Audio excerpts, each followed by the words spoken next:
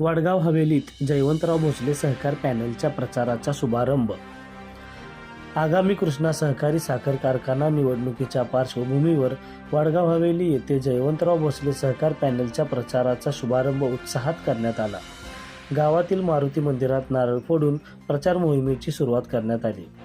मागील 5 वर्षात कारखाना व्यवस्थापनाने शेतकऱ्यांना उच्चांकी उजदर देत कारखान्याच्या प्रगतीसाठी उल्लेखनीय कामगिरी केली आहे. राज्यस्तरीय मानाची पारितोषिके मिळवून कारखान्याने वेगळी ओळख निर्माण केली असून सभासद व शेतकऱ्यांचा व्यवस्थापनावरील विश्वास अधिक दृढ झाला आहे. याच विश्वासाच्या बळावर जयवंतराव भोसले सहकार पॅनलला आगामी निवडणुकीत भरघोस यश मिळेल असा विश्वास कार्यकर्त्यांनी यावेळी व्यक्त केला.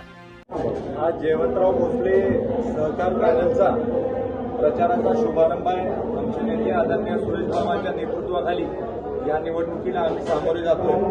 आमच्या 11 वर्षामध्ये चांगलं काम केलंय.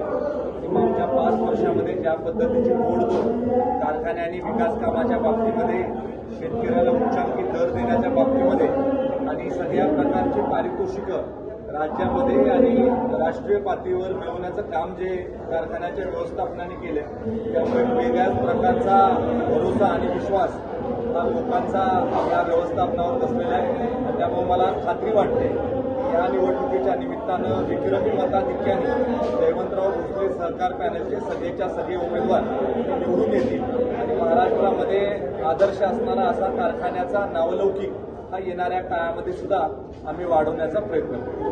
लोकशाहीमध्ये दर 5 वर्षाला इलेक्शन येतात आणि गेल्या 5 वर्षात आपण जे काही काम केलं ते काम घेऊन लोकांच्या पुढे जायचं असतं.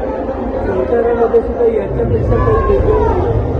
उलट सरकारामध्ये शिक्षक असतात आणि त्यांच्या अनेक अडीअडचणींना आपल्याला सामोरे जावं लागतं.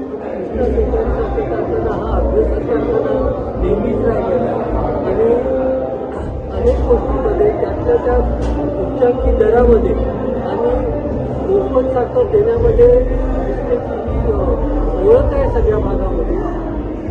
त्या काळामध्ये सुद्धा असं चांगलं काम निश्चितबद्ध होईल याच्यात याची माझी खात्री आहे याबद्दल.